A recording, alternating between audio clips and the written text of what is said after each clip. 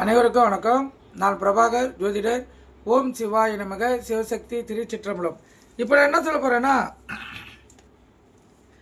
இந்த லக்கணங்களில் சில லக்கணங்கள் நோயை ஏற்படுத்தும். அது தெரிஞ்சு வச்சிங்கன்னா அதாவது நோய் வர்றதுக்கு முன்னாடி உங்களை தற்காத்து கொள்ளலாம்.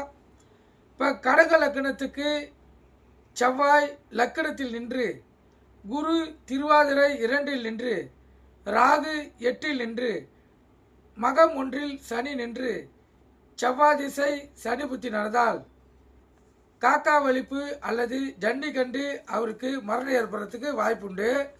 அதே போல் 10, 11 கூடியவர் அஷ்டமாபதி சம்பந்தப்பட்டு அவருடைய திசை நடந்தால் வாத நோயால் மாரகம் ஏற்படும்.